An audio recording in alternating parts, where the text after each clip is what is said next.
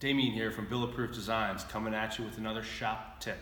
Often overlooked by beginner fabricators and individuals just getting into TIG welding is pulling the filler rod out of the shielding gas after you're finished running the bead. So a good habit to get into is set your post flow for a few seconds, finish running your bead, let off the pedal, and leave the tip of the filler rod in the shielding gas, just enough to prevent oxidation for the next time you start your bead. Keep an eye out at Bulletproof Designs for your next shop tip.